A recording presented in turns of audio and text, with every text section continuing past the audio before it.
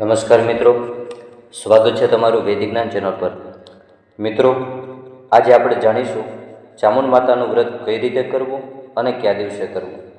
મિત્રો, વિડીયો શરૂ કરતાં પહેલાં તમે જો વૈદિક જ્ઞાન ચેનલ પર પ્રથમવાર આવ્યા હો તો વૈદિક જ્ઞાન ચેનલને સબસ્ક્રાઈબ જરૂર કરો, વિડીયોને લાઇક કરો, તમારા કુળદેવીનું નામ કમેન્ટ જરૂર કરો। ચામુંડ માનું વ્રત નવ રવિવારનું હોય છે।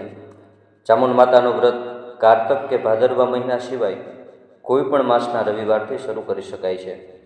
કોઈ પણ માસના પ્રથમ રવિવારે સૂર્યાસ્ત થયા પછી એક બાજોટ કે પાટલા ઉપર લાલ વસ્ત્ર પાથરી તેના પર 3 મુઠ્ઠી ચોખા મૂકી તેની ઉપર મા ચામુંડની છબી મૂકવી।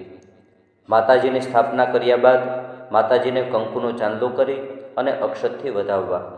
ત્યારબાદ ઘીનો દીવો પ્રગટાવી જમણી બાજુ પાટલા પર મૂકવો। ત્યાર પછી માતાજીને ધૂપ અર્પણ કરવો। પછી એક નાગરવેલના પાન પર એક સોપારી મૂકવી।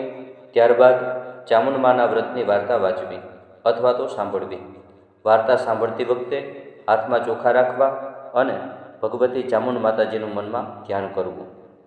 જ્યારે વાર્તા પૂરી થાય ત્યારે એ ચોખાને ચામુંડ માતાજીને અર્પણ કરવા। વાર્તા કર્યા પછી માતાજીની આરતી કરવી। માતાજી પાસે થાળ ધરવો, બની શકે તો સુખડીનો થાળ ધરવો, નહીતર પેંડા કે બીજી કોઈ પણ મીઠી વસ્તુ ધરાવી શકાય। ધરાવ્યા બાદ પ્રથમ પ્રસાદ પોતે લઈને બાકીનો પ્રસાદ ઘરમાં અને પાડોશમાં વેચી દેવો। આ વ્રતના દિવસે એકટાણું કરવું, ફળાહાર પણ કરી શકાય છે। તો મિત્રો, આ પ્રમાણે સંપૂર્ણ વ્રત વિધિ કરવી। આજના વિડીયોમાં આટલું જ। ફરીથી મળીશું આવા જ વિડીયો સાથે। ત્યાં સુધી બધાને જય માતાજી, જય દ્વારકાધીશ।